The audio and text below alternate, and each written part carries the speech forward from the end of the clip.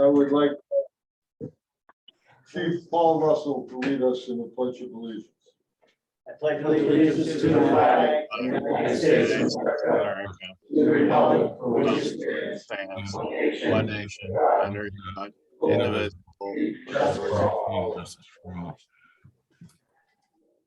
Right, so, Bob, you want to read the motions from Zoom land? You want to? I'll read them. Okay, go ahead.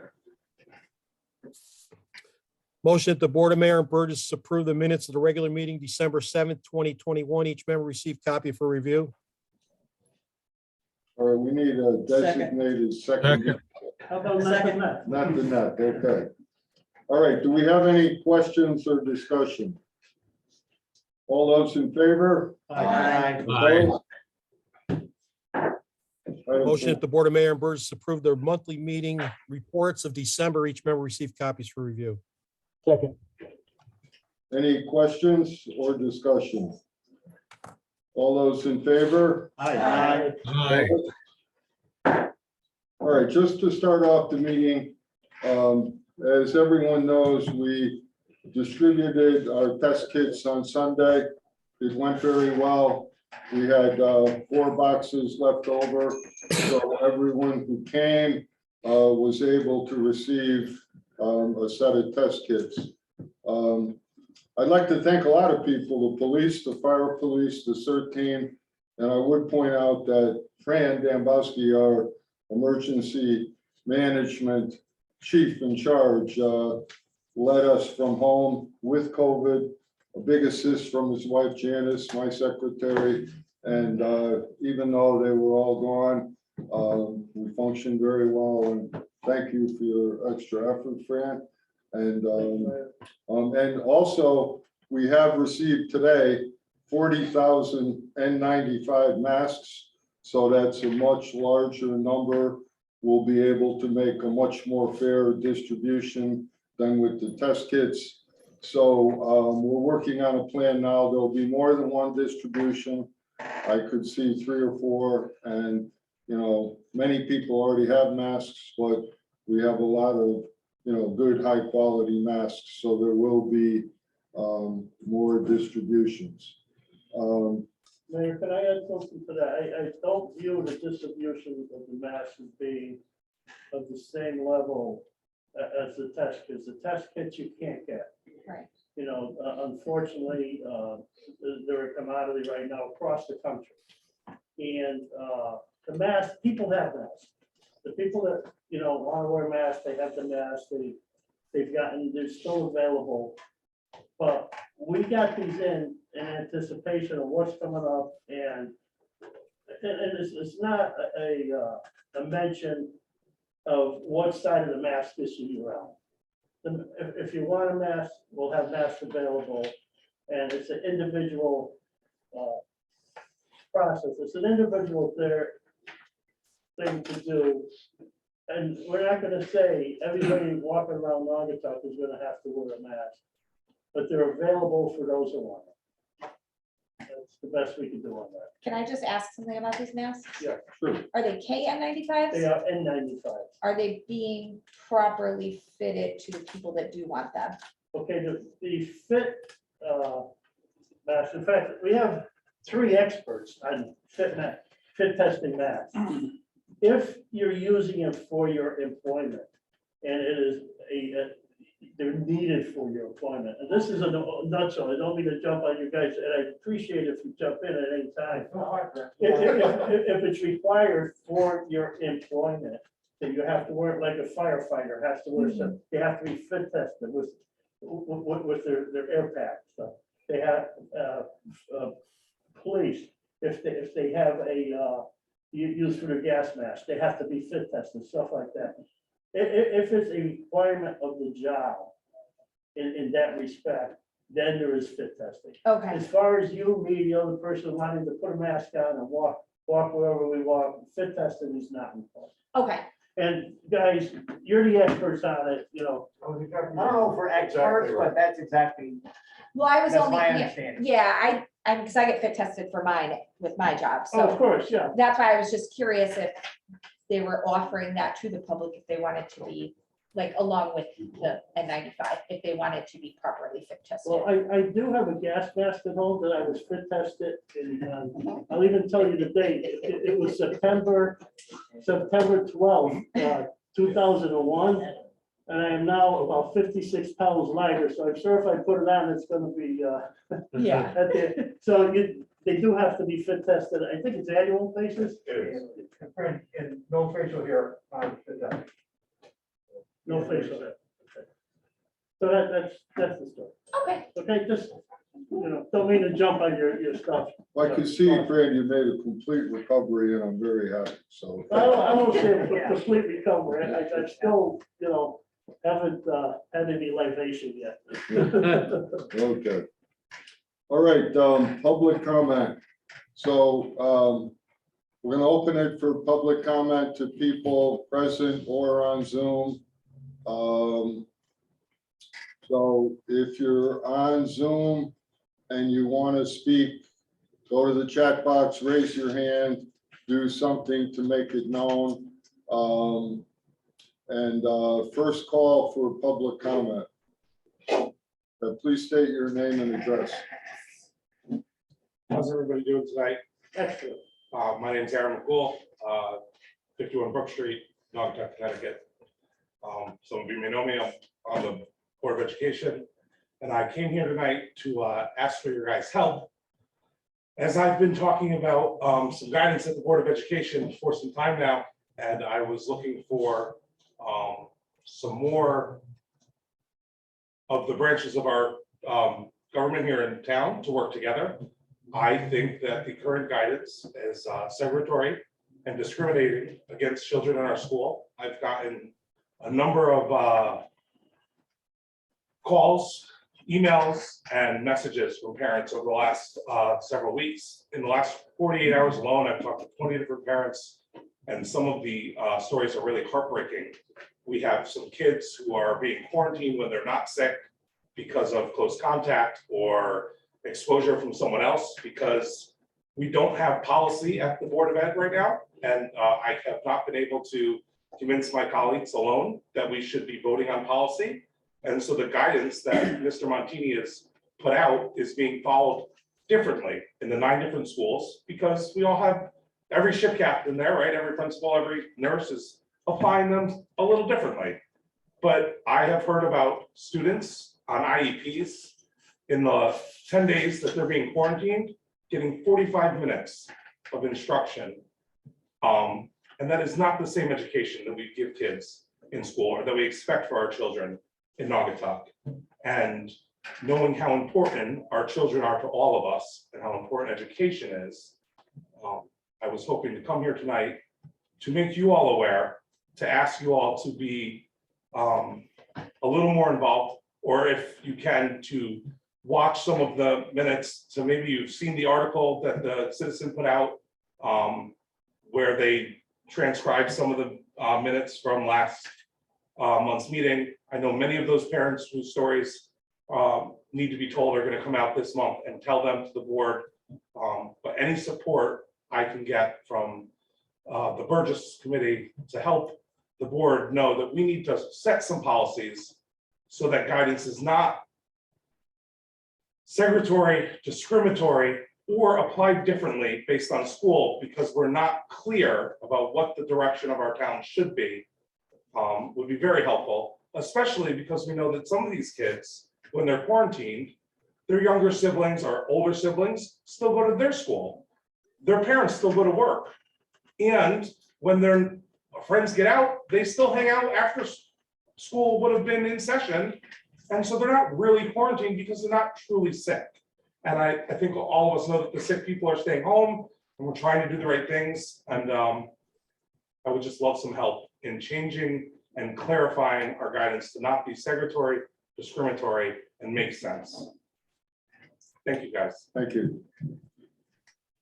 All right, do we have any further public comment from anyone in the room or on Zoom? All right, second call, Jim. Last call.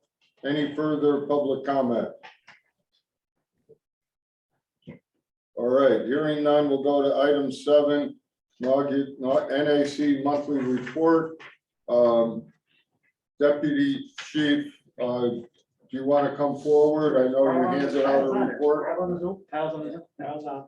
Oh, Kyle, Yep. where's Kyle? Oh, Kyle, He's the bottom line. Hey, see you. How you feeling, Kyle? I'm feeling pretty good. Finally, it's running rampant again. As you guys were saying, it's running rampant again, but I'm doing good. I went back to work today, so.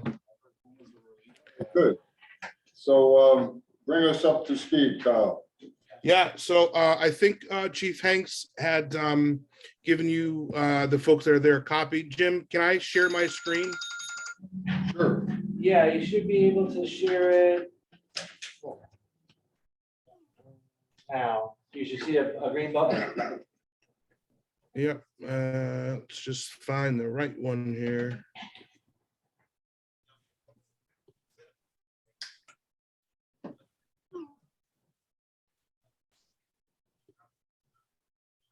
Let's see, I'm on my wife's iPad here, and I'm not too shabby with it, but we'll figure it out.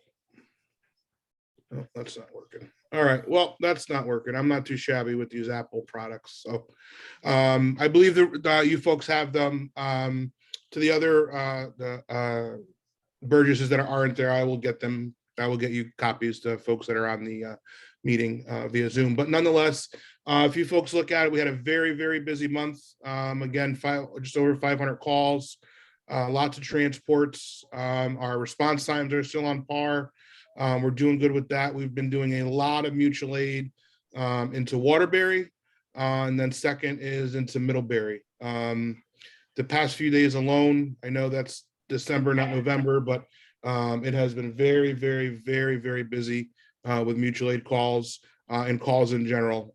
Yesterday alone, I think we did total about 30 calls between going mutual aid and whatnot. Down a little bit further, I kept the graphs in there. Just above that, you'll see how much mutual aid we did in December. Yes, we had some times that mutual aid came into us. But again, those are times that we are just overwhelmed and inundated with calls. We always have, at the very, very least, 2 cars on, plus our paramedic and a fly car. And then when possible, we have a 3rd car on. And even once in a blue moon, we have a 4th car on. If you look at the times again, we went last month, we went from our busy day being Monday to our busy day being Thursday. Actually, I lied because I put the right ones in there. Yeah, so our busy day was Thursday from Monday, the month prior, which I think this month is going to go back to it. Nonetheless, as far as vehicles, the next new ambulance to our fleet, which is 88.3, I'm hoping to pick up tomorrow and have that inspected by the end of the week. And with any hope, it'll be on the road and in service by the end of the week. I am looking to, I have a meeting with an ambulance dealer at the end of the week. I'm looking to get some numbers for a new ambulance, a van ambulance, a 4-wheel drive van, transit type ambulance.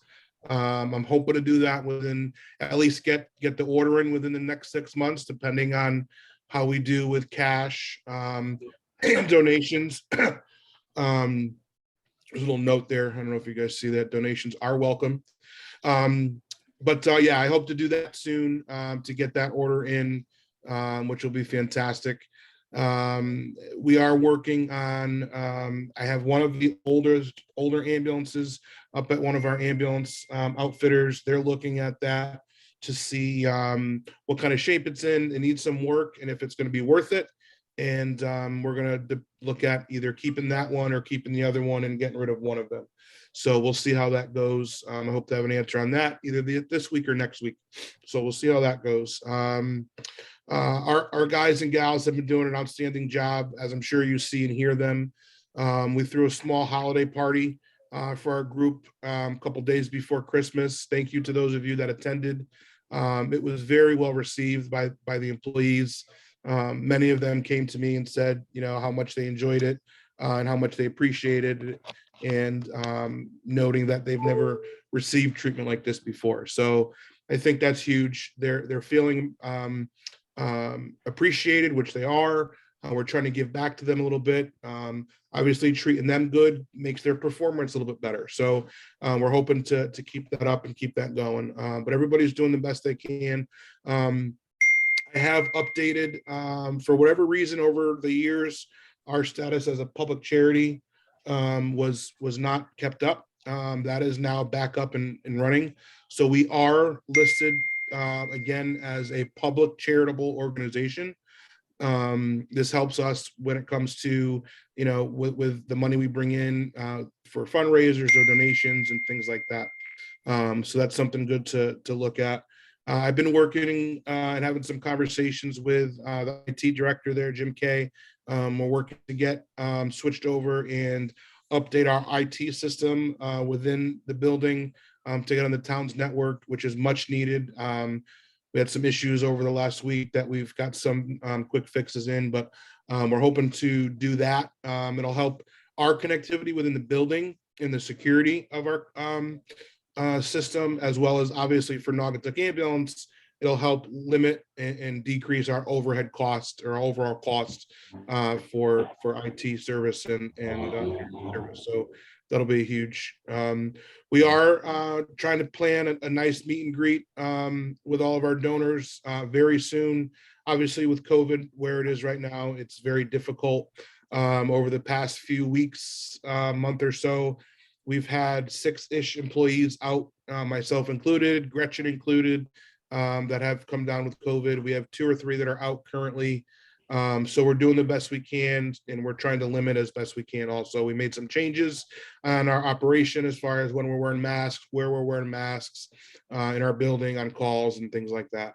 And then, as you can see, some of the events we did throughout the month, we've been helping Naugatuck Valley Health District with their vaccine clinics, as well as going house to house for some of their homebounds.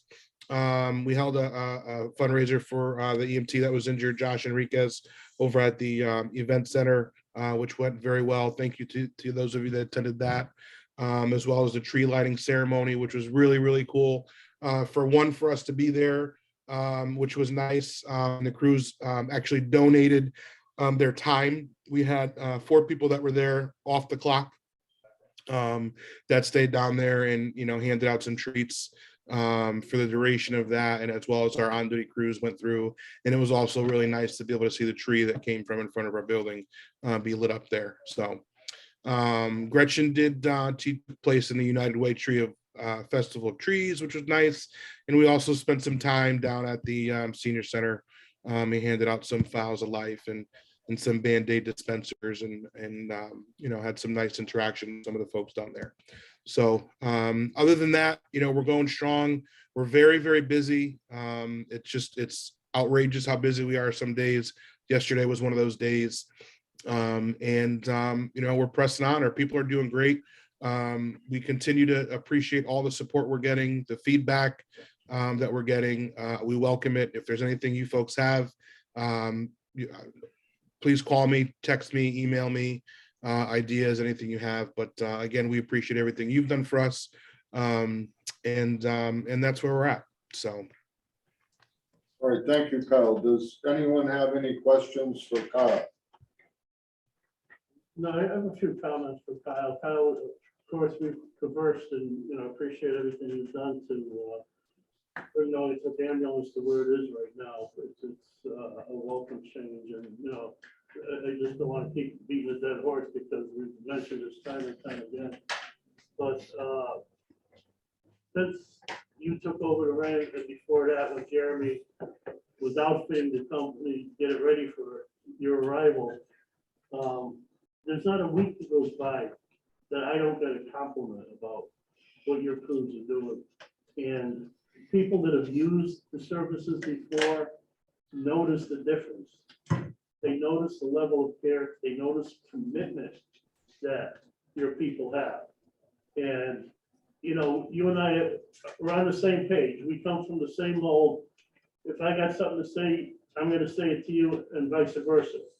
You'll say it to me. So it's not just smoke screen. You're doing a great job. The crew's doing a great job. It shows not only in the level of service, but you walk into there and you could feel the difference. And that's all because of you and your crew. Thank you. Thank you. I really appreciate that.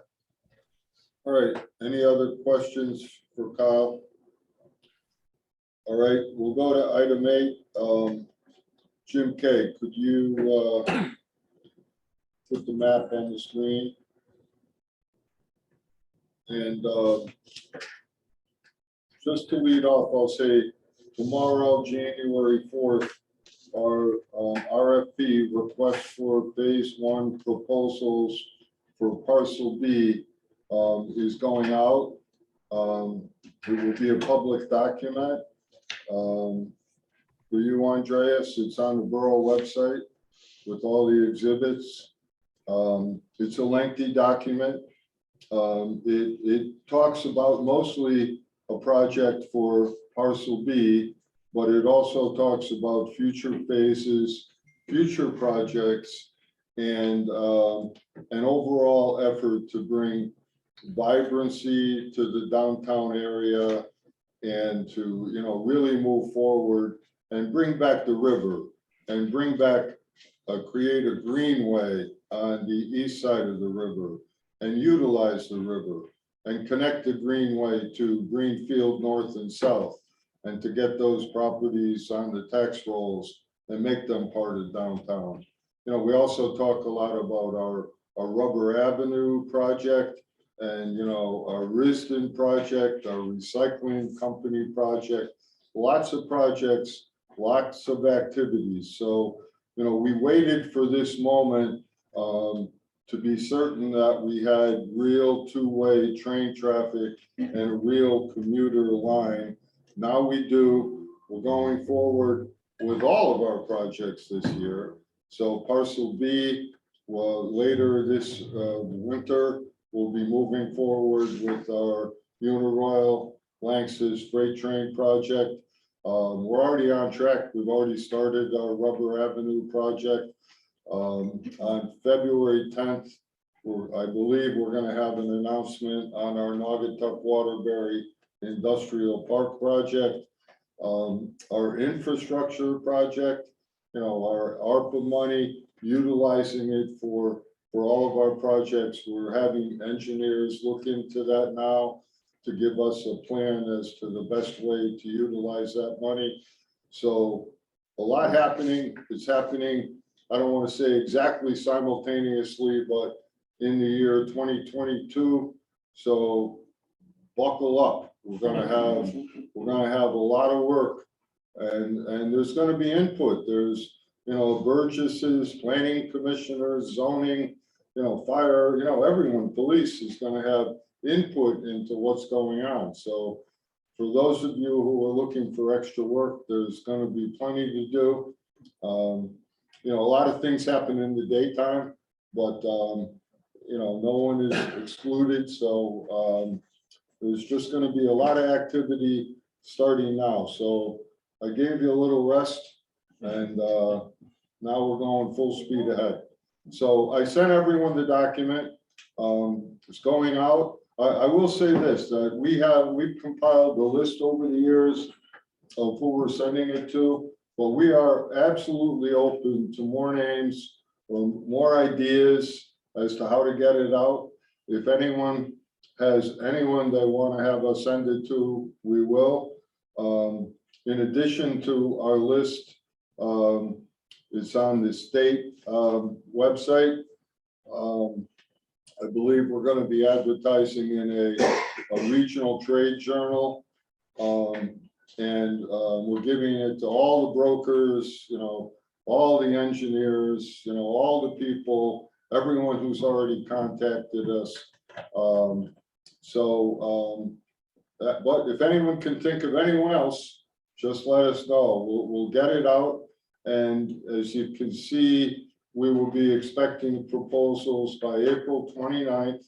And there'll be, even in that interim period, there'll be a lot going on. So it's, I guess, Andreas, I'll say, tonight is actually a public document.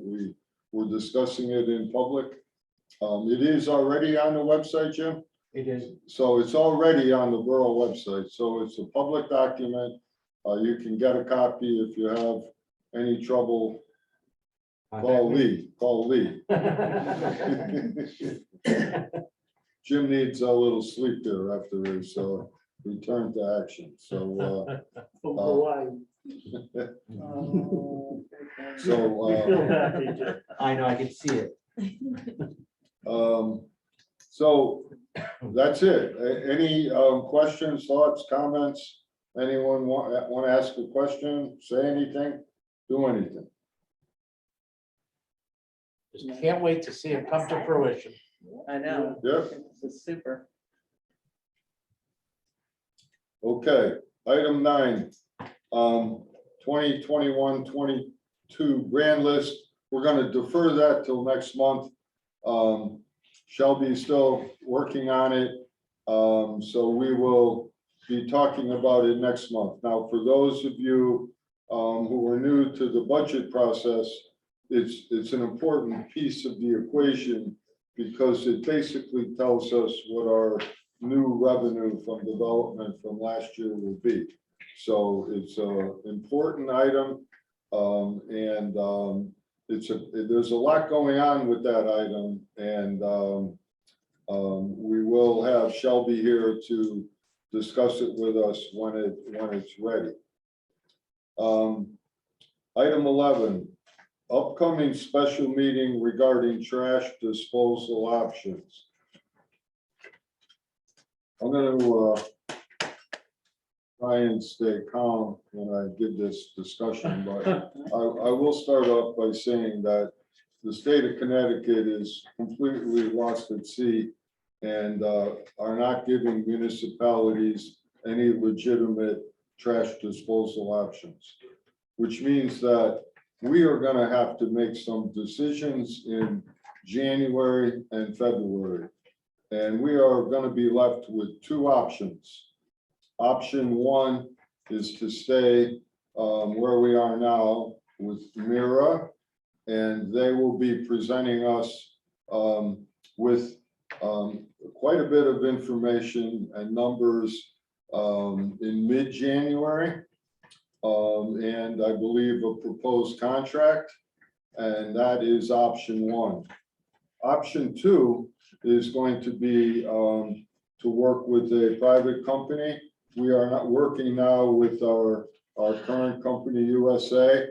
They are eager to give us a proposal with numbers and a contract.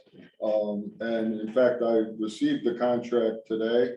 We're going to be looking at it. Jim Stewart, we have a team that will be analyzing both options. We will be having a special meeting in January.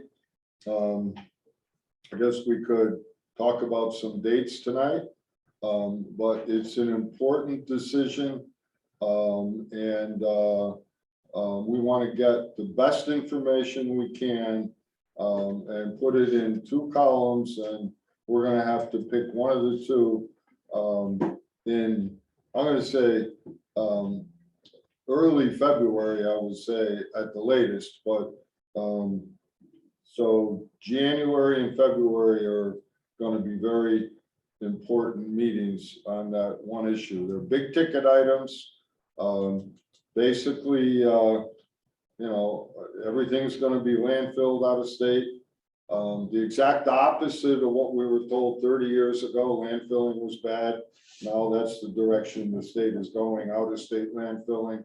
It's going to cost more money, and we're going to make the best deal we can. So Jim Stewart and I and a few other people are working on the 2 options. Anyone who wants to get involved, there's a lot of information, but we're going to meet face to face with both entities. We're going to get all their numbers, put them together, and come in, and we'll have to make a decision. This is why you get the big bucks here at the Burgess level, because it's a big decision. So I'm going to stop there, and anyone have any questions or desire to be more actively involved or anything along those lines? Mayor, I'd like to be more involved as you go forward. I know some of the stuff will occur during the day, but if I get enough notice, I'll try and get down there. Okay, Same I for would, me. I would like to note for the record that Charles Merengue has been our most active volunteer at the closeout of 2021 and heading into 2022. So I've taken note of that and putting your name on my list. Charlie, is that a 2-week period? 2 weeks. No, Short burst, then I have the rest of it. Baby steps. Yes. Just, Mr. Mayor, question about this. Is this trash gonna involve bulk pickup as well, or is it only gonna be? Yeah, just but the for problem, tipping the cap? Jim Stewart. Jim, Yes. well, the answer, yeah, I know the answer is yes, but when we. Yeah. The two options, As a professional engineer, the two options, and I want you to be precise now, we don't need a long dissertation. But we're gonna get two options, we're gonna try to compare apples to apples, and what are the two options gonna look like? Well, one would be, we already have a contract with USA to collect trash and recycling. So one option would be to contract with them to dispose of our trash. And it would probably make sense to align the three contracts to end at the same date. So we're not collecting with one and switching back and forth. And the proposed length of the contract would be 5 years, which is similar to Mira. Mira is apparently working on their final cost amounts coming in the end of January, early February, they're telling us. So when that happens, we'll hear what they're proposing for this upcoming year. They're also proposing in their contract to readjust our opt-out clause. Right now, we could opt out each year because we're above that number where we're allowed to opt out, well above it. But they want to re-equalize that so that we basically sign up for another 5-year contract. It would be fixed, it would be variable, and potentially increase more than what we hope. The USA contract, I think would be more of a fixed contract. So you would know where you're going. Jim, would it not be fruitful to have a meeting in mid-January? If I thought we were getting numbers from Mira in mid-January. I don't think so. The last I heard, they have a board meeting in early February where they're going to be talking. And I don't think they owe us numbers until end of February by contract. Well, I wouldn't plan something in January. I mean, if by chance we get something, then we can, but I don't think we're going to be getting anything from Mira until early February.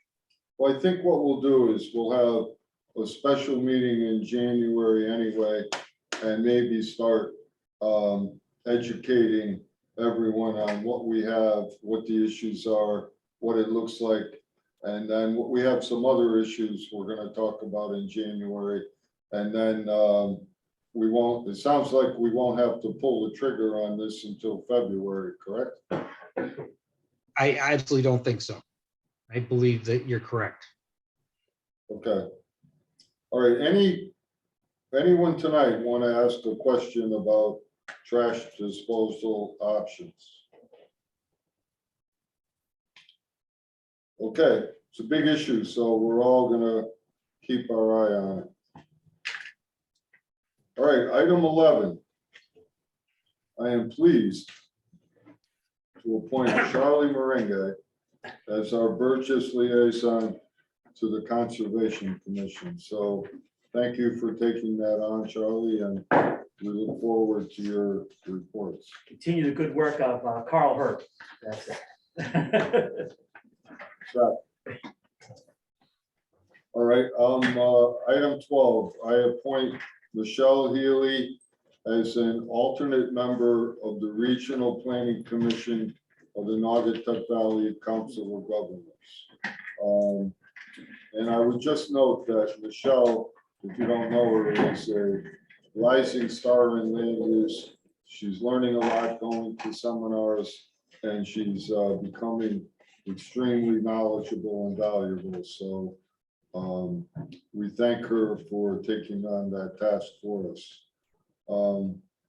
Item 13, I appoint April Chaplin as a member of the Greater Waterbury Transit District, filling the unexpired term of Jack D. Oliveira, term to expire 11/1/2023. I'm doing that formally tonight for the record, but I think I've already done it. Okay, item 14, Bob. Motion that the Board of Mayor and Burgess approve the appointment of Sandra Lucas Ribeiro as Naugatuck Tree Warden, term to expire January 1st, 2024, according to section 23-58 of the Connecticut General Statutes. All right, we have a motion and a second. Any questions or discussion?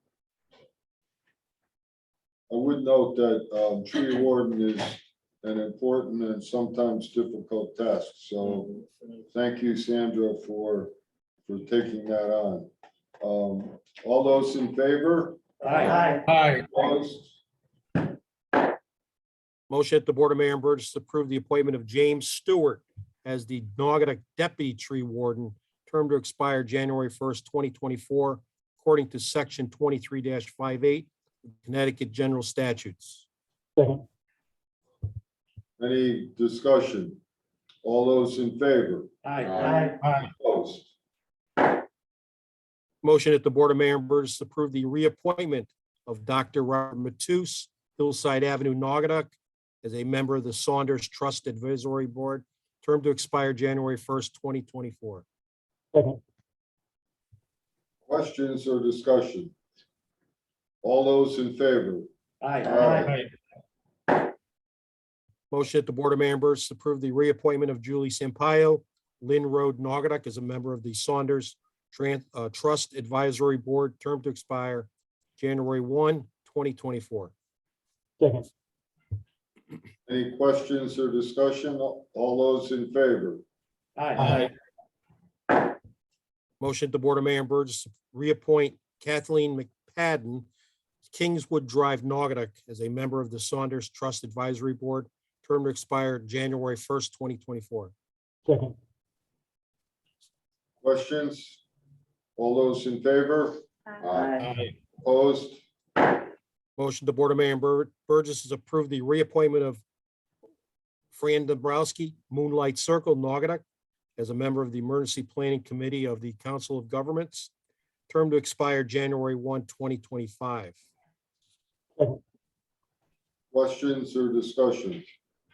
All those in favor? Aye. Abstain. Motion that the Board of Mayor and Burgess approve the appointment of Kenneth Hanks, Hillcrest Avenue, Naugatuck, as a member of the Emergency Planning Committee of the Council of Governments, term to expire January 1, 2025. Questions, discussion? Comment, Mr. Mayor. Chief Hanks was on this board before when he was chief, when he was in his former position, even before chief. He was a long-standing member of this. In fact, he was a chairperson of this committee. And I will tell you, when he was chairperson of this committee, which involved a regional effort by other towns to plan for emergencies, plan for things that might happen in the town. It lets us be able to work together should it be a multi-jurisdictional event. And I will tell you, one of Chief Hanks' greatest asset was that when he was chair of this committee, the meetings were 1 hour, start to finish. And I wholeheartedly approve of him getting this position and hopefully becoming the chairman again. Thank you. Thank you. All those in favor? Aye. Opposed? Motion that the Board of Mayor and Burgesses authorize Mayor Pete Hess to execute all contracts and related documents for a revaluation of all real estate within the Borough of Naugatuck with E-Quality Valuation Services, Manatuck Heights Road, Waterbury, in the amount of $159,000. as recommended by Assessor Shelby Jackson. Okay, so just by way of background, we previously decided to do a reval for 10/1/2022. We went out with an RFP to the major reval companies. We received 3 bids. The results of the bids are in your package. E-Quality was the winner. So Shelby's on the line. Shelby, what I'd like you to do is tell us very, very briefly about the bidding process, and then tell us a little about E-Quality and your plans. And then I'll have Allison talk about the funding. Most of this money is money we put aside for reval. So it's not a big financial ticket for us. But Shelby, why don't you come in and talk about a little bit about the process, a little bit about E-Quality, and what's going to happen. Sure. Well, thank you, Mayor. And to the board members, thank you for this opportunity. So we put together a very, very competitive bid, and you're seeing the results of it here tonight. We had 3 things in mind. We wanted to get the best contractor in terms of expertise and quality of workmanship. We wanted a very competitive price, and we wanted to give the borough full control over the project and over the process. Those are the 3 primary goals that we had in mind when we put the bid specifications together. Now, a reval involves many various components. We're going to take some of those away from the reval company because we want to maintain control in-house on some of those functions. That will develop as time goes on. The company we're recommending is E-Quality. They're one of the top companies here in Connecticut. They do revaluations exclusively in the state of Connecticut. They are licensed and certified by the state of Connecticut Office of Policy and Management to conduct reevaluations. In fact, they're our neighbor right next door in Waterbury, so they're certainly familiar with the local market and in particular Naugatuck. Part of the process, we're going to do a flyover in the spring. That's already been arranged and budgeted for. We'll start to do some field work later on in the spring. The field work I want to do in-house. We may not be able to handle all of it, but we'll deal with that when the time comes. It's something that we're going to take sort of one step at a time. But again, we want to control that aspect of the project. Then there'll also be software and hardware integration and implementation. And let me just touch on E-Quality. Currently, the borough has in the tax collector's office software provided by Quality Data, which is an affiliated company. We in the assessor's office have for tax billing and administrative software through Quality Data. So now by bringing in their computer-assisted mass appraisal software, we'll be fully integrated as one software solution with E-Quality. I can give you a rundown of the dates if you're interested. If not, I'll turn it over to questions, Mr. Mayor. All right, any questions of Shelby? Rocky? Question. Bob Nuth. Okay.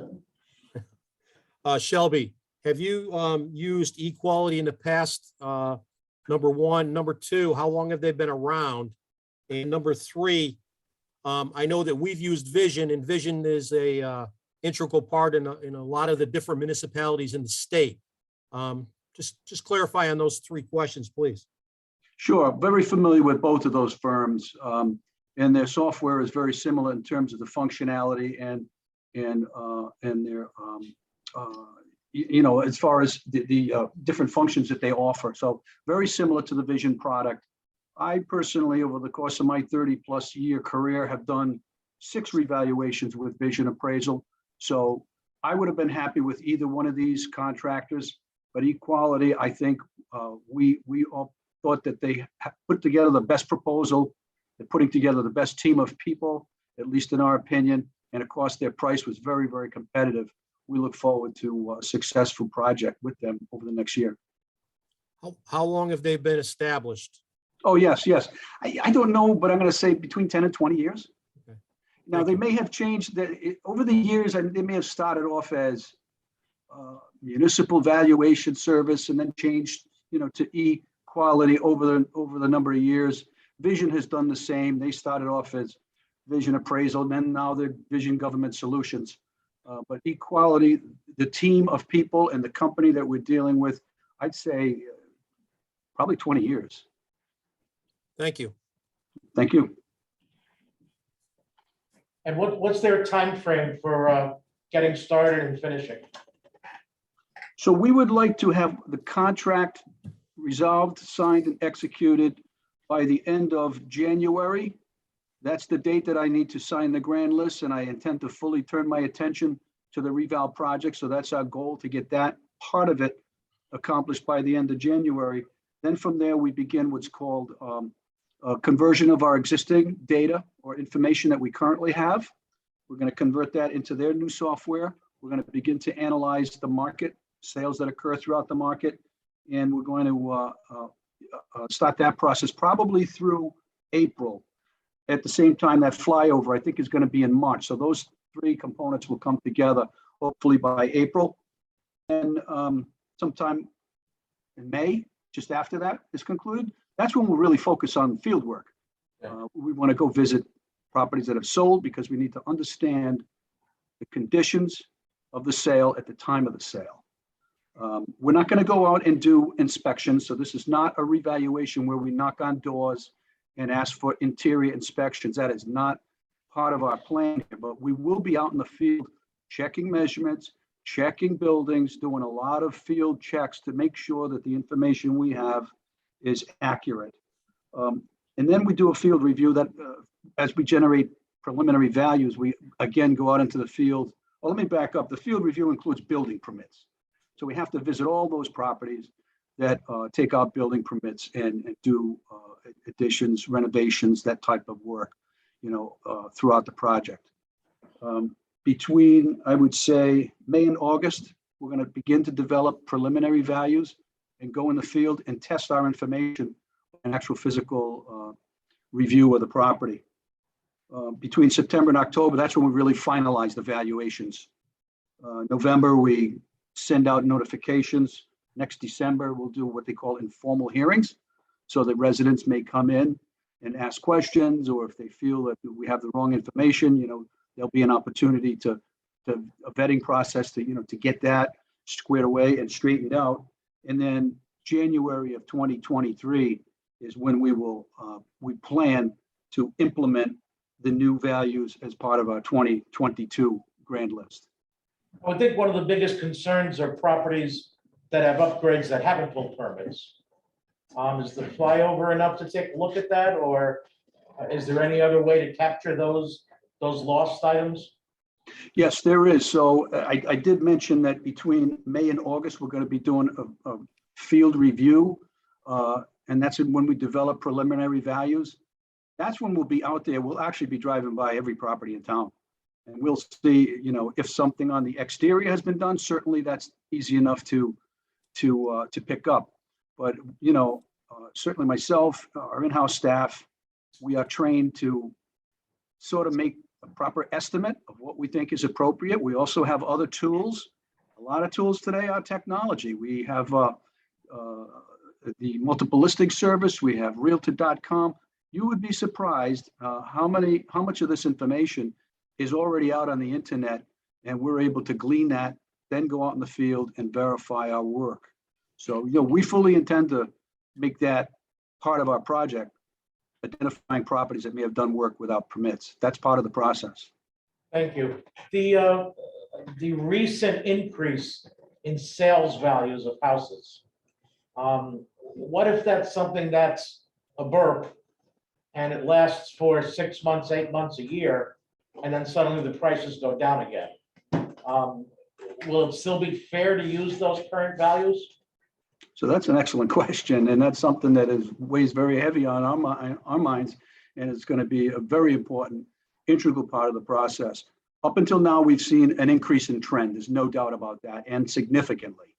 Now, as we move forward into the spring market, we'll have to watch what happens economically. If the Fed decides to increase interest rates, that may trigger a slowdown of property values. It may trigger maybe a pullback to some extent. But we'll have up until at least October of next year, if not into November, to really watch the market and not only see the sales that are occurring, but also identify any trends that are emerging. And by identifying those trends, I think we're confident that we can assign accurate and equitable values to everyone, so that if there is an adjustment going forward, we're not sitting there with values that are unrealistic. Thank you very much. Thank you, sir. Okay, any questions of Shelby? Shelby, are we using the same company that, for the flyover that we've used a few years back? Yes, Bob. So it was Pictometry, I think, but now it's called Eagle View. Okay, So we already have a business relationship with that firm. We already have a flyover that is committed to for this spring, hopefully in March sometime, and we'll be scheduling that in the near future. And that's an important part of the process. Yes. thank you. Yeah, they're an excellent company. When I was working, I used them hundreds of times a year. Very valuable tools, this technology. There are so many tools today that we have that assessors 20, 15, 20, 30 years ago didn't have. And it made the field work a very labor-intensive process. Now we're able to adjust and be much more nimble. And I think that's what you're going to see in this contract. We've been able to, take some of these components, separate them out, and we in the assessor's office will maintain strict control over the entire project throughout. Okay, any questions before I call for a vote?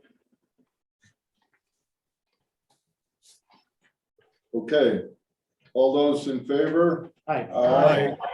Opposed? Ordered. Motion that the Board of Mayor and Burgess is Hold on, Bob, one question here. So before we start, items 22 and 23 are very similar. Let's just make the motion for 22 and then we'll talk about it. Motion that the Board of Mayor and Burgess is pre-approve the authorization, the fiscal year 22-23 fleet fund purchases of 6 police department vehicles, 1 fire department vehicle, 1 assessor's office vehicle, as recommended by Controller Allison Bruce. Vehicles require additional lead time due to automotive industrial production line delays. Okay, so in this motion and the next motion, what we're doing is we're talking about pre-ordering vehicles that we would normally order in the next fiscal year because of advertised price increases. So in this particular case, with the police vehicles, we anticipate purchasing 6 in next year's budget. I'm gonna have Colin weigh in, or Allison, I'm not sure. Colin, are you here? Yes, sir, I'm here.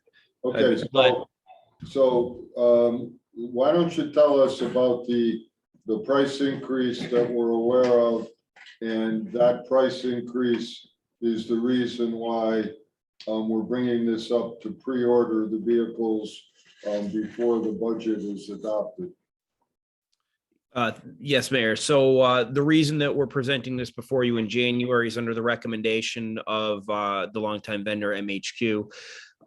They've strongly encouraged all their municipal clients to secure their orders now at this point due to lead times taking anywhere from about 6 months to take delivery.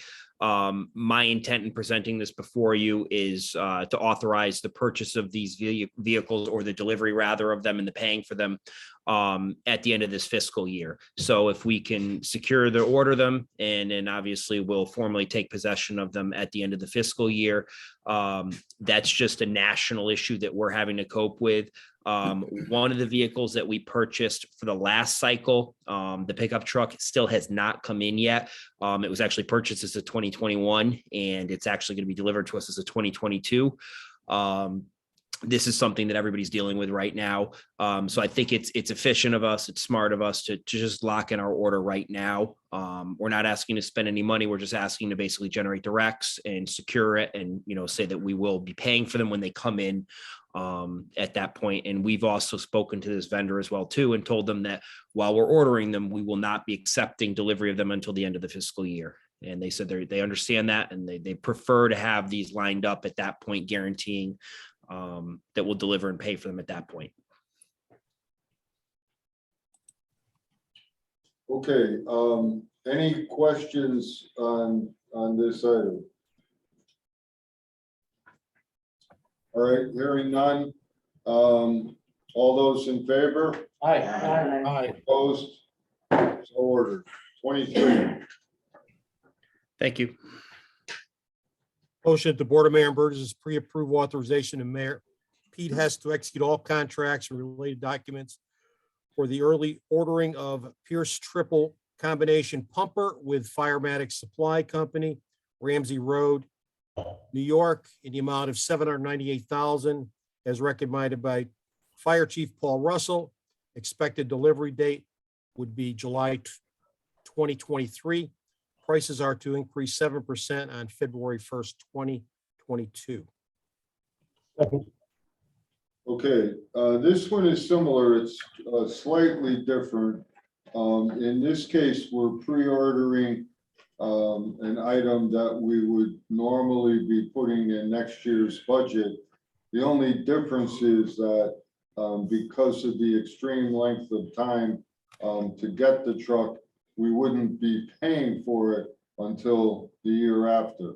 So on the last item, we'll be paying for in the next budget. On this item, we're asking to pre-order it now. It will spend all of next year being built, and we won't be paying for it until the budget after the one we're going to start on now. But with that background, which one of our distinguished fire leaders is going to speak? Well, we're all here and we all could answer any questions you have. I think Mayor Pete answered, spit it out for us. What we're asking you to do is allow us to purchase the vehicle. It has to be purchased before February 1st. February 1st is when it has a 7% increase, which on that vehicle comes out to a little over $55,000. So we want to save that $55,000. We want to place our order, and we're not going to receive it, and that's the agreement, until July of 2023. So what we're asking you to do is make the commitment to order it now. You're not going to have to pay for it, not this fiscal year. You're not going to have to pay for it next fiscal year. You're going to have to pay for it third fiscal year, the 23-24 fiscal year. It's going to come in July. We had presented a program, many people that are here are familiar with it, and it's a vehicle replacement program. It was people who were at those budget hearings back 2016, 2017, 2018, we spent hours going over it, and we developed a plan. And it was approved by the mayor, it was approved by a lot of people. We had ended up with just a lot of really old fire trucks all at the same time. And we had, 20, 25-year-old fire trucks. And of course, the town couldn't afford to pay for them all at once. So we came up with a plan on how we can systematically replace the vehicles in a fair way. And we started in 2018, we ordered our first one. And in 2019, we got engine 2. And that's the first engine we got. And an engine is the workhorse of fire service. Yeah. Anyway, and then we ordered the replacement ladder truck, and that replaced a 20-year-old ladder truck. And we got that this year in 2021. So we got an engine in 2019. We got a ladder truck in 2021. And now the plan is to get this other replacement in 2023.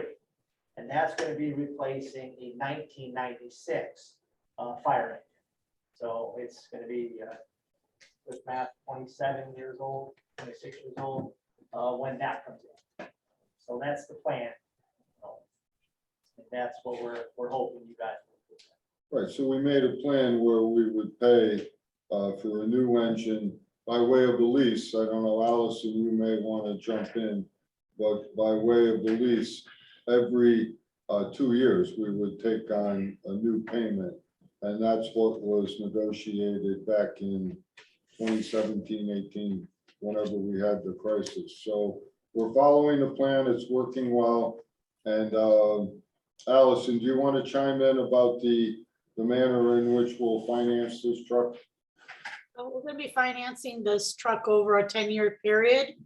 And I'm currently looking into what the offered rate is at this point, but it's probably around 4%.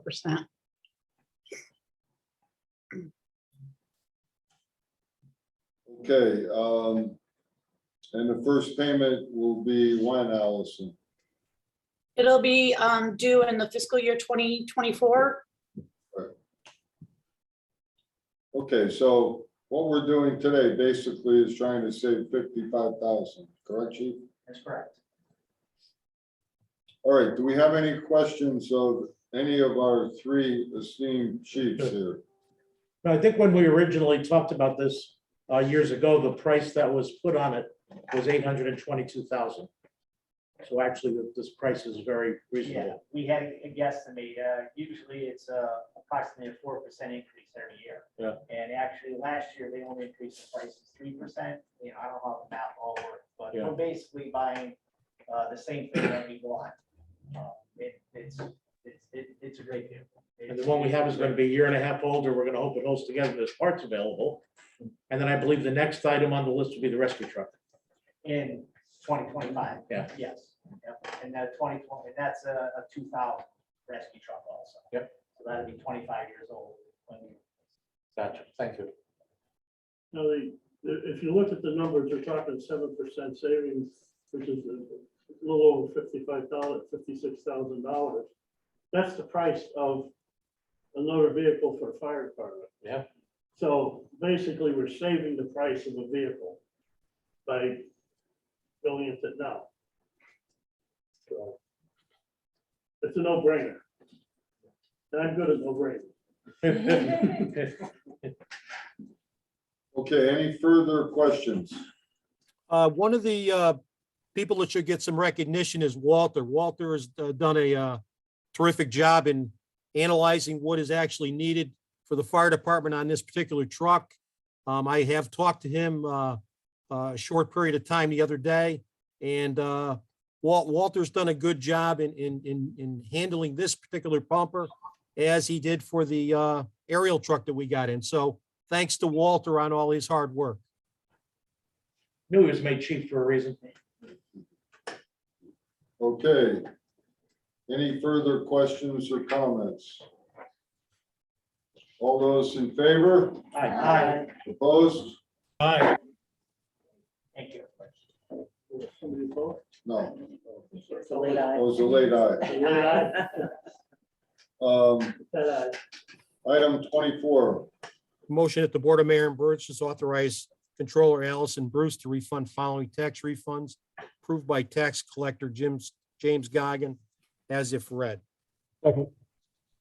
questions, discussion? All those in favor? Aye. Opposed? Aye. All right, public comment. Before, just one point to make, Sure. from item 17 on, Mike Rocco has been back and he is seconding the motions, just for the record. So you know. Okay, so Nancy, you have all the seconds, right? I'm here. So Mike Bronco from 17 on. Yes. Okay, thank you. So noted. All right, item 25. Yeah, we do have a question in public comment. Okay. From Francis Santana. I'm gonna talk right now. Okay, so public comment, we have a question on Zoom. I was just wondering, why is the left turn onto North Holdley from Rubber Avenue not a signal anymore? Like, it used to be a signal where you could turn before the cars that are coming from, I don't know my directionals, but the cars that are coming from downtown Naugatuck onto Rubber Avenue, why can't I turn left? We used to have a left turn on North Holdley and Rubber Avenue. All right, so I'm gonna direct this question to Jim Stewart. Well, we got a lot of questions to that effect, and it came down to the fact that we have to design it working with the state requirements. And when the engineer designed it, it didn't have the warrant to have that extra turn signal. What would have happened is that you would have slowed everyone down. Everyone would have had to wait an extra 15 to 20 seconds for that turning movement. So when they did it, they designed it, and yes, you may have to wait until the people come through the intersection before you then take the left. I would like to recommend, as a taxpayer in Naugatuck and as an employee of the town of Naugatuck, that you, Jim, or whoever the person is, look into that, because that was working really, really well. That I can come up to that light. I had the right of way before the people that were coming from Rubber Avenue, and I don't know what that street is, or that waterfall where that there's a cleaners station. I don't know the name of these places, but like, I had a right of way. So now I have to wait, and then I get caught in the middle of the road to make the left on Hoadley. Whatever you had before you changed it, or the town changed it, it worked. And I work at the Board of Ed. It takes me probably 3 to 5 minutes to come out of the Board of Ed, because there's no lights there. And there's 2 intersections when I come out of the Board of Ed trying to make a left onto North Hoadley, Rubber Avenue, North Hoadley. So if we can look into that traffic configuration, that would make me so satisfied. So Jim, you could take that up with Colin and the police commission and the lighting people. Yep, we'll talk about it. Okay.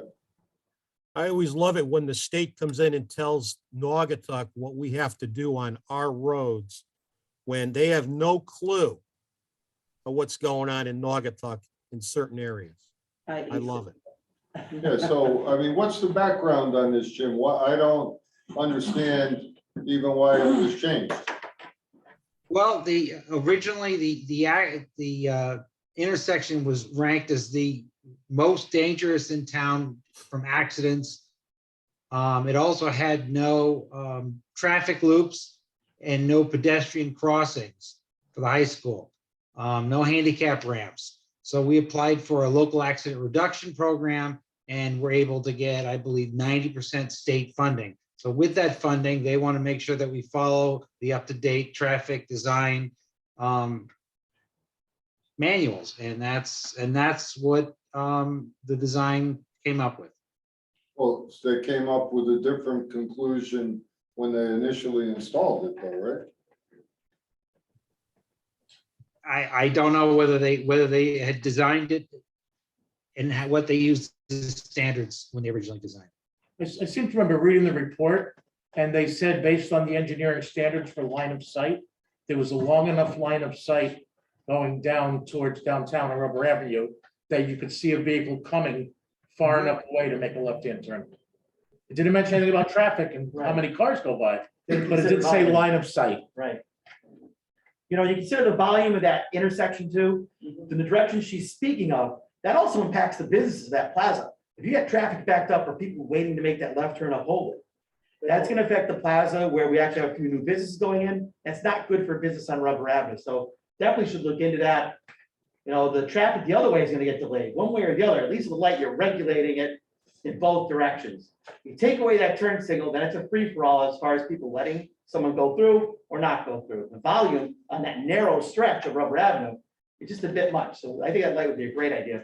I was gonna say, it's a You tight, might have tight a- road. you might have a line of sight, but if you have a line of cars coming. Right, Right. exactly. There's no break, that line of sight doesn't mean anything. All right, Aaron, And then just to point out on line of sight, while you might have line of sight up and down Rubber Ave, if you're on North Hadley, there is no line of sight. So having that extra turn signal was very beneficial to Ms. Santana's point, because it told people to stop and not inch forward and go because someone else had the right of way. In addition, that's also not a perfect four-way. Right. It's offset, so there is Yeah, that it's like like that. couple second delay that if you're caught in the middle, as she's saying, you're stuck. You're not going And anywhere. I've seen people that second light turns green, but you're just still red and they go right through the red, because that one turned green. Absolutely. And kids go up and down that road all day long. all right, Jim, it seems like there's a consensus that we have a problem, so I'm gonna direct you to meet with the police, the people, and figure out a solution and report back. Lee? Dan Sheridan also has a question. Oh, yeah, sure. Dan who? Okay, any further public comment? Dan Sheridan. Thanks, and good evening. I have a couple of questions about some of the motions that were approved on the funding. Pete, you mentioned the $159,000 for the reval. Most of that is being funded by monies that we had put away in current and previous budgets, but it sounded like a portion of it was not funded. Is that correct? And where's it coming from? Coming from anticipated surplus at this time, only because, not for many reasons, one of which is I've never yet used contingency and I don't plan to, and I have a strong record of surpluses and I intend to take it from there. If we don't, we would have to come back for approval. Okay, how much of that is currently budgeted and how much is unbudgeted? Well, we have what was previously budgeted, what will be budgeted next year. And Allison, are you there? Yes, Okay, go ahead. we have what was previously budgeted. We can, we'll have what we're putting in there for this coming fiscal year. And we also have a contingency that we can work with as well. So I think we need to decide on how the combination is going to work without having to ask for extra funding. Well, how much is currently provided for via this year's budget and previous year's budget where we've allocated funds? I'm gonna have to check that for you, Dan. It's around 100,000. 100,000 we need to come up with? I think it's around 100,000 we have. Okay. So we'd have to come up with about 59,000 from the surplus. Yes, Okay. thank you. Second item was, this may be you also, Allison, the purchase of the fleet cars. It's kind of a budget, but it's not a budget. It's kind of an off-budget item that you set up. I'm assuming that all of these cars that we've talked about, we already currently have funds in the fleet fund. Is that correct?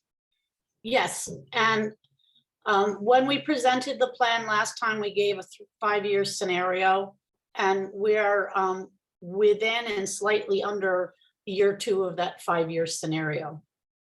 Okay, so these cars will be fully funded by the time the payment is due, or in actuality, the money is already there for these cars? The money's there for their annual lease payments, yes. And Okay. they're amortized out in the budget plan. Okay, yeah, great job on this program. That's it, thanks. Thank you. Any further public comment? Lee? All right, last call. Any further public comment? What did you give Jim the rest of the night off? Need some rest. Too tired? Yeah, it's too tired and tan. All right. Tired of saying. All right, Mayor and Burgess comments. So my favorite part here, like the school teacher who's not paying attention.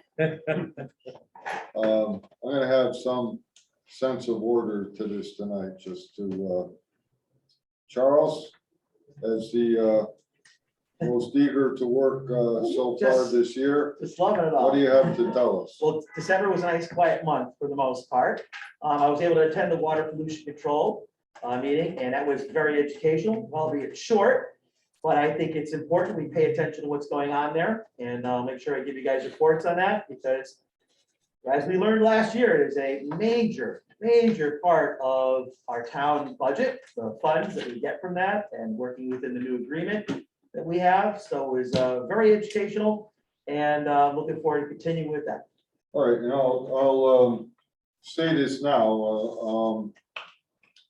By the way, there is a lot going on there that a lot of people don't know about. So it's good that you go and learn and keep your eye on the wall and report back. I read the reports every month, so I know what's going on. But I will say that as breaking news here, Andreas, and as part of our acquisition of the Lanxess property, we're going to have an opportunity in a 2-acre area near the wastewater plant to enter into a potential new transaction to do anaerobic digestion of food waste.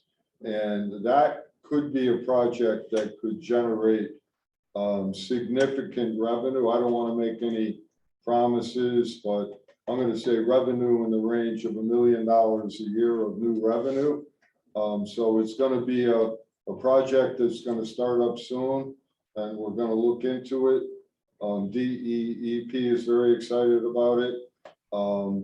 And we'll be the owners of the land shortly. And, $1 million in new revenue, that's a lot of buildings when you figure out what taxes are on a building. So that's a project for you to keep your eye on.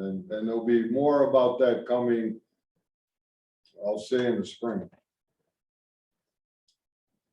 And thank you for your interest in some interesting assignments. So you also took on, what was the other one you took on? Housing Authority, I wasn't able to attend that meeting yet, but have met with members of the committee, and they have their meeting next week, and a lot going on. I'm sure Jan could probably give you more details on that. Well, I don't want them tonight, but I'm just praising you for jumping into the fire. So Off to the Russian front. welcome aboard. All right. Dorothy. Last night was the planning commission meeting. I attended via Zoom last night. And they had a couple of things they were talking about. They had some old business. They were talking about the discussions and review of the plan of conservation and development. And they also were talking about some of the new business for the acquisition of the Lanxess property and such. So it seems like they're still kind of like in a quandary of how to sort things out. I think they may get it eventually. They talked a lot about housing authority, and also there was a lengthy discussion on CHFA mortgage rates and who qualifies and who does not. So there's some It's research all there. They have to do related to the plan of conservation and development. That's it. Thank you. Fran, welcome back. Welcome back. Yeah, it was quite a 10 days. I'm not one to sit at home. Let me put it this way, I was climbing the walls. Of course, the big topic in the past week was as the mayor said, the distribution of the self-test for COVID. And what basically happened for those who, some people have asked me, some people have sent me some emails that said, what happened, go from doing it to not doing it to doing it. Last Monday, we received the last minute, if you will, request from the state to have our distribution plan up and running by Thursday. That was, it was promised us that we would have a X number of kits available for distribution by Thursday, and they wanted us to get them out, of course, to the public. And you want to get these things out to the public as much as possible, because there is a need for them. And I will tell you, I was on a number of Zoom meetings, conference calls, the chiefs were on conference calls. Mayor Pete was on one of the conference calls where they basically were praising themselves for, the state was praising themselves for doing such a fantastic job, which absolutely fell short and it fell back and nothing was delivered. So the number of municipalities throughout the state were extremely upset about it. That, you know, you present the plan to us, you say, this is what's gonna happen. We get together our emergency service, police, fire, the fire police, emergency management, the mayor's office, public works. We get them all together to formulate a plan, and the plan was in place, and we were ready to go, and then nothing. And you saw the news where the blame was put on the vendor. They had a contract, they had a purchase order, they had everything set up, but the vendor fell through. And I'm speaking for myself, not for the town at this point. I have like Dan Sheridan will tell you, he has a background in finance, and of course that goes along with procurement of commodities that you need to run a business. And although you may enter into contracting at a purchase order with a vendor, and at the last minute that vendor fall through, that happens. But it is also the buyer's responsibility to see to it that the vendors are vetted, that they have a history of getting the product in when they say they will. And so for me, in my background as a purchasing agent, and as a buyer and manager for a Fortune 500 company, if I presented that it was the vendor's fault that this didn't happen, I would be called on the carpet. But to have a meeting where the people who are all the big players in Hartford were praising each other for a job well done, but it was the vendor that fell back, I think that was terrible. And I personally was insulted by them trying to present that.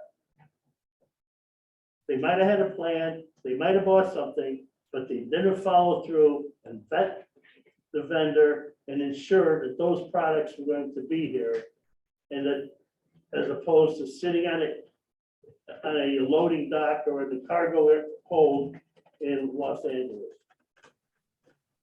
I was personally upset about that. I was personally insulted that they thought we were stupid enough to buy their storage. That's my personal opinion, not the opinion of the town, but that's the way I feel. Moving forward, when that fell through, the morning that we were supposed to be getting these, I got an email. By 11 o'clock today, we want you to tell us how many masks you need. If you tell us by 11 o'clock, we have the masks in stock, they're ready to go, your town will have them by the end of the day. Didn't happen. By 10:30, we had our order in, we told them how many we wanted, nothing. Now, the liaison I have is the Region 5 coordinator. And unfortunately, he is very competent, he's a great person, he does a wonderful job. He's the messenger. I'm not shooting the messengers. He can only tell us what was told to him. Well, eventually, we didn't get the masks. We got a partial order of the test kits, and we were able to exercise the plan to distribute the test kits on Sunday. Now, in the meantime, fortunately, we got the masks today. They arrived today. Yeah, do the ends justify the means? Not always. We had a plan. It was a workable plan. A lot of effort went into it. We had Lieutenant Poundstone from the police department, who's in charge of the midnight shift, spent nights with his crew planning it out. The fire department, they were all set. The fire police, there were 10 fire police members that volunteered to assist in this. There were 10 CERT members at a moment's notice. All of them volunteered. They were at the ready. We were ready. Every single part of our group was ready from the top to the bottom. And we had to put it on hold. I mean, that, when you have people that are gonna upset their lives on a holiday to make sure that the residents of the town are served the way they should be served. And then the people that are supposed to be the ones that are the movers and the shakers to make sure this happens, fall down, there's no excuse for that. They talk about how it involves people's All lives. right, I'll talk to you later. Well, if it involves people's lives, they should take that into consideration and act like it does involve people's life. And when they make a contract with a vendor, make sure you have a vendor that's gonna follow through. So sure, did the vendor fall down on the deal? Maybe they did, maybe they didn't. But as the buyers, they fell down on it by not vetting the vendor, having everything in place and having the safeguards in place that on something this important, if that vendor wasn't there for us, they had a backup and a backup plan. There was no backup plan. And I do want to praise an outstanding job done by everyone involved on the local level. They work together, many long hours. This is a plan like that doesn't just go into effect overnight and boom, it happens. We tweeted it, we went back and forth. We bounced ideas off of everyone. The police had a plan, and we had some volunteers say, you know, this is what's worked for us in the past. The police said, okay, we'll go with it. They weren't so arrogant as to say, we're the cops, you know, volunteers don't know anything. They changed their plan based on input from the volunteers. Everybody listened to everybody. Everybody worked together. And so when it came time that we got not all of the items in that we wanted to distribute, but some of them in, at least we were able to exercise a plan. And I will tell you, as the mayor said, every resident of Naugatuck that went to the distribution point on Sunday, during the hours that it was open, received their test kits. Not a single Naugatuck resident was turned away, and not a single Naugatuck resident at 12 noon, when it closed down, was waiting in line and were told, that's it, you have to go. And many municipalities had a hard time, a difficult time, we all did. And they exercised their plan. I'm gonna say, a lot of them had great plans and it worked for them. This worked for us. And was it flawless? Absolutely not. No plan is flawless. Things happen. You can't project what's gonna happen tomorrow. Few little minor things, but they were minor. Didn't affect the flow, didn't affect the safety and security, and the input we got from the residents directly to me, to the mayor's office, was overwhelmingly positive. Maybe not necessarily the keyboard pilots on Facebook, but overall, it was very positive. Everybody worked together, and I'm so proud of our team. You can't rely on Facebook for anything positive. Thank you, Fran. I think the moral to the story is that our employees and volunteers are Naughty strong. always have been, always will be. All right, let's go to the Zoom world there. Jan Mazeski, you look too comfortable, so. I'm not really comfortable. I'm tired. Been taking Benadryls for sinus problems, but anyway. But the only thing I really want to talk about tonight is I was talking to Tanya Renee, who owns that new tanning salon where Ford's used to be. And those barriers that they have going across the road now, somebody put those sawhorses back up. When those were down, she was counting 50 to 60 cars turning onto Church Street the wrong way. And it stopped now that they put those barriers back. So that's something else to think about. I know they're talking about no right-hand turns out of the lots and whatnot. Remember, this is an interim measure. When we determine it's permanent, we're gonna put something permanent there. It's gonna be architecturally pleasing and it's gonna look good and be done right. Well, she's not complaining. We're gonna start shooting people who don't know how to drive. Yeah, that's on record, man. She's not complaining about it, but I thought about her because she sits in her chair right there looking out the window. It's gonna be, if we fix it, it's gonna look great, it's gonna work. And in the interim, I don't know what to say. If you can't figure it out and you're driving into cars coming at you and everyone's parked the other way, there's something wrong with you. We'll give her spike strips and a rope in the store. She'll just I pull was it. thinking of that. Rob.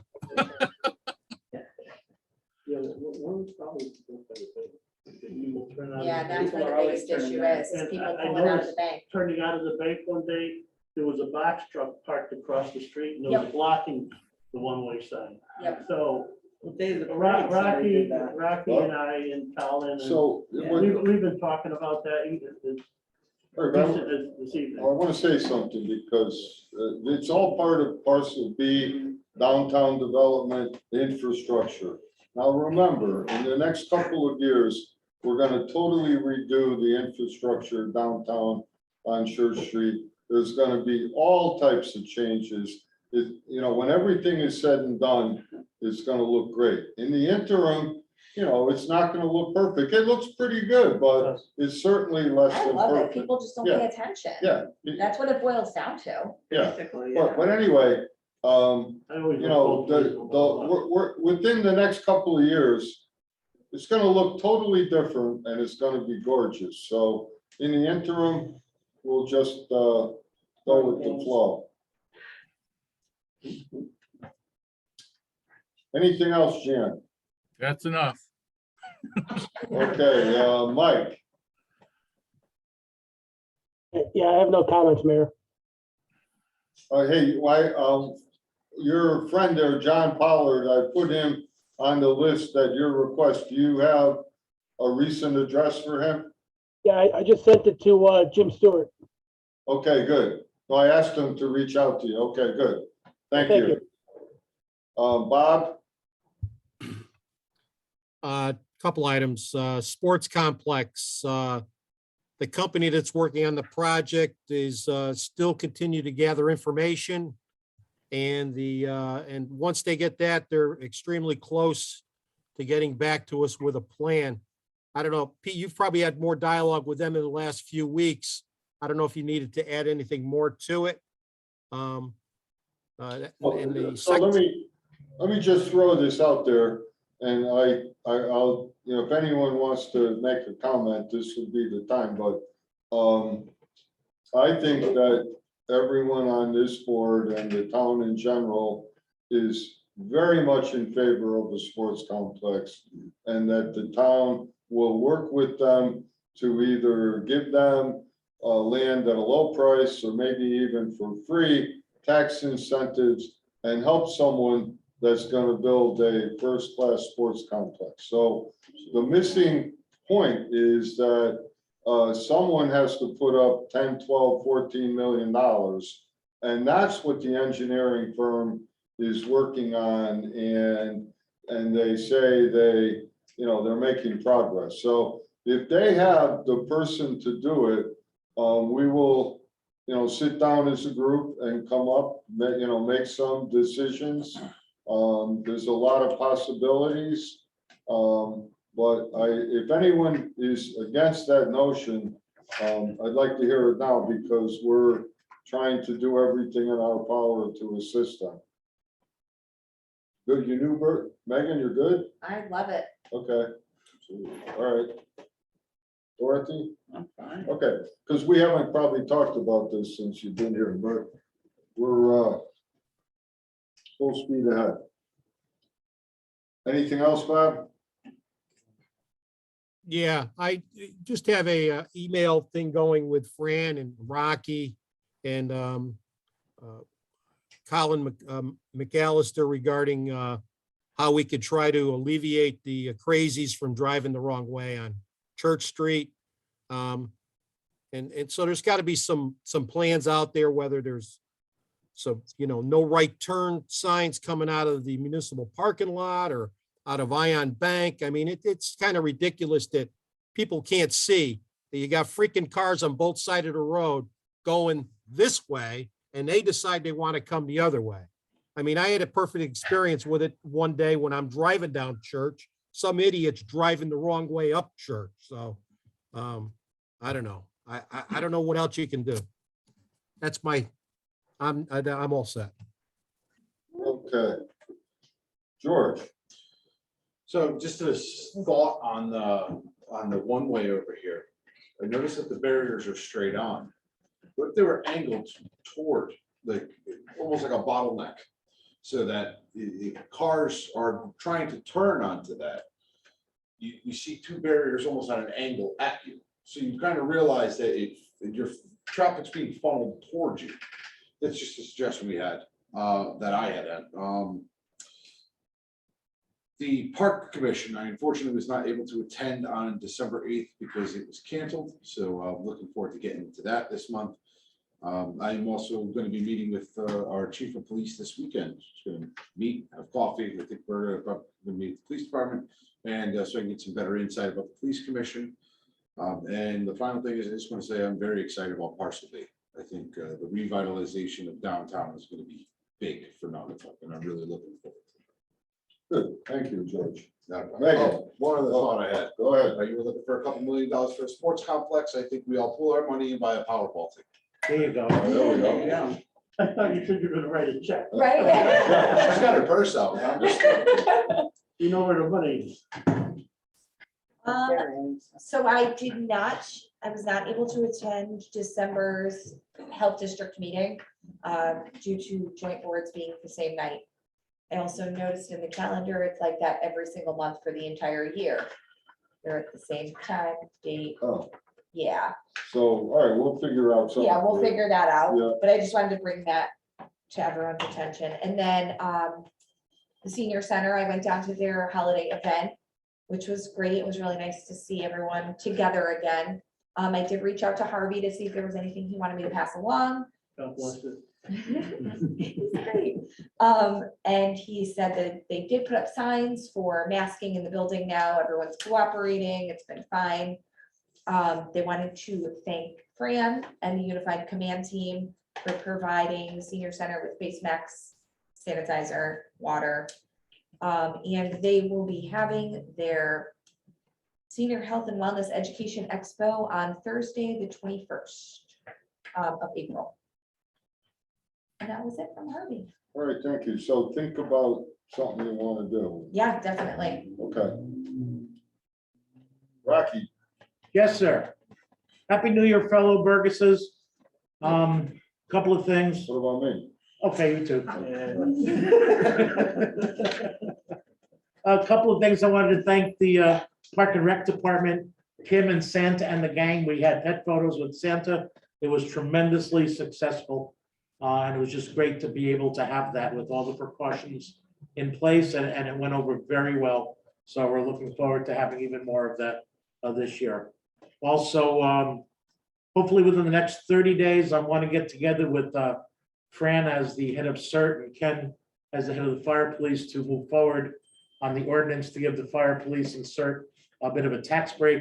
I mean, a perfect example of what they did for the test distributions and the hours that they give and the monies that they save us. So I'm hoping to have something together to get it back for the Burgesses and mayor review by March. So we can get it in place hopefully by April. Also, I met with representatives from Public Works and the police department concerning the cameras that we want to put up. Really trying to push this thing and get it moving quickly, and it's getting there. I won't mention the location where we're looking, but there's some minor electrical work that needs to be done. And also purchase the one camera. And then once we test it, as I've said before, and we see that it meets our needs, then we'll go forward with more cameras instead of spending the money up front. But it's really going to be a help between litter and dumping and the uses that the police department has for it. So we want to make sure we do it exactly right and be able to move forward and get this thing done. And that's it. All right, just a thought for you Park and Rec people. We're designing a new program, disc golf. Have you heard about it? Yes. It's been discussed in Park and Rec meetings. So Park and Rec, we're doing a disc golf course up at behind the dog park. And the Y is talking about doing one. So I think instead of having one disc course in Naugatuck, we're gonna have two. And we're meeting, I think it's this week, to put it together, but it sounds like fun. It's wildly popular now. Yeah. For Mayor, for Why not? those of us that are athletically challenged, you, So disc golf, I guess, is basically out in the woods or in areas with angles and trees and, even ponds, whatever. You're basically throwing a disc into a basket, right? But it's not like a direct shot. Like in golf, there'd be a dog leg right. So, so you'd have to throw the disc here, and that's one. Then, two to the next spot, and then your putt, whatever. But so It's like a pole with a net on top. Yeah. Yeah. Like that thing for- Yeah, so it's, the other one that didn't take off in Naugatuck, but did elsewhere, which we do have, is pickleball. So, And I just said to him under my breath, I said. yeah, it's like, we have it, I don't know how well it was Wait, we have promoted. pickleball court? Yeah, Really? Where? at the Armory. Oh, man, my husband's never gonna come home again. So, you're smiling. no, but that's the type of thing. Do you have something for my wife? When you're on Park and Rec, those things should be promoted, because a lot of people don't know about it. I'm Italian. I really want to see a good bocce court. Yes. I mean, Fran knows what that is. there's one on Andrew Mountain, but it's kind of, yeah. Yeah, bocce I can do. Yeah, that's- I don't know anything about Was there pickle, one but at the bocce senior I'm good center? at. Yes, it's almost- There used to be. I don't think it's not there anymore. Yeah, there used to be, right? Talk to Harvey about it. It's know-how. Yeah. That would be a good spot for it. Range Yeah. tennis, ping pong type of. Do you play bocce? It's like I love pickleball. You gotta Yeah, move, a lot more movement. I have a whole set at home. But we usually play on grass because there's no real good courts. So along the same lines, it seems like it's getting cold. Our skating rink might be open this week, so Hopefully. if it's cold enough, I noticed it was relocated this year. yeah. Nice. I like it with the lights I like around it it and where it stuff is, like yeah. that. Looks Yeah. nice. I never knew where it was before, but now I know where it is. That's All it. right, Mayor, can I add one thing? I know I only talked for about 30 seconds earlier, but if I could just add another 15 to it. We brought up about the distribution of the test kits by the police, fire, public works, and our two largest volunteer groups, the Community Emergency Response Team, CERT, as it's known to be in the fire police. I just want to add that one of our CERT members since then has personally traveled to almost 250 homes and handed additional kits to those that, and if you get the feedback, every one of the people she met was in need. Every single one of them. It was evident that when you met them at the door and talked to them, they were in need. And it's just another thing that our volunteers do. I would also say it was a good planning, part of our plan to even have the ability to do that, because, there were a lot of people who maybe weren't in as much of need as others, and there were some that were in extreme need, and our whole team, as Fran said, did a great job trying to get to the people who really needed the kids, so. And it also brought to light the number of people in Naugatuck that really have a need over and above, forget COVID, over and above COVID. We have people in Naugatuck who have 2 children that have cancer, 2 different forms of cancer, and they're taking care of them. Another woman that lives in town is on a home dialysis. I mean, and like we drive by these houses every day, we don't realize what's going on behind those doors. And what an eye opener. What an eye opener. Like I said, not just that we were able to get COVID kits to them, the test kits, but to see what's going on in our community. And there is a need. Yeah, along those same lines, there's a statistic called ALICE. If you don't know what it is, it basically means people living paycheck to paycheck, where one catastrophe, broken down car, puts you out of the game. And Naugatuck has an ALICE rate of 47%. Wow. So Naugatuck is much more of a small city than it is a quaint little New England town. And as mayor and as Burgess is, we have to remember that there's a lot of people who need help, and that's why we're here. Did you raise your hand? Oh, no. Okay. All right, last call. All right, here we go. Bob, item 27. Motion at recess to executive session at 8:47 PM for discussion on the following: personnel, controller, animal control employees, real estate, parcel B, RFP Lansing's property, and pending litigation, inviting in No one. no one. Second. All right, we have a motion and a second by Burgess Franco. All those in favor? All right.